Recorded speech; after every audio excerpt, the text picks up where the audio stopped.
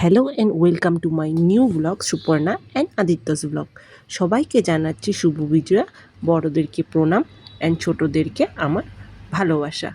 তো এখানে বিজয়া করতে গেছিলাম, সকাল থেকে রান্না করতে করতে সময় গেছে। চিকেন করেছি, ডাল করেছি, ভেন্ডি করেছি, করে তারপর সব কাজ সেরে তারপরে আমি গেছি বিজয়া করতে।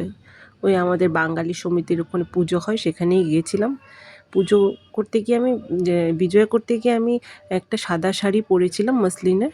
এবার পরার পর আমার মনে হয়েছে যে আজকে তো পরলাম, তো সিঁদুর লেগে শাড়িটা নষ্ট না হয়ে যায়। ঠিক ঠিক সিঁদুর লেগেছে শাড়ির অনেক জায়গায়, জানি না কি করে ওঠাবো।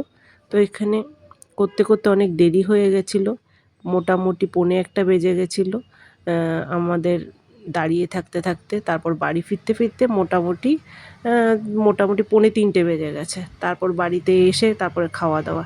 যাই হোক, বাড়িতে মা ছিল, মাকে বলেছি খাবারগুলো একটু গরম করে নিও আর তাড়াতাড়ি আমরা ফিরে আসব। তো ওখানে ঠাকুরকে সিঁদুর দিয়েই আমরা বেরিয়ে পড়েছি, গাড়ি বুক করে জলদি আমরা ফিরে এসেছি।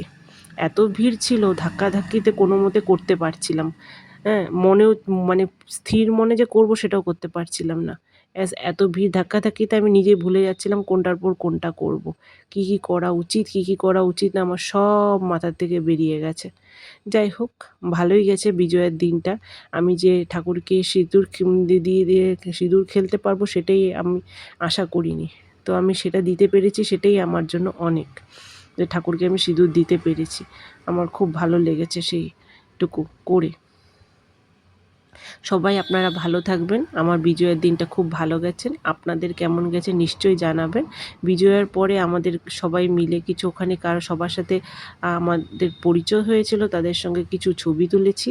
ছবি তুলে আমরা ফিরে এসেছি বাড়িতে।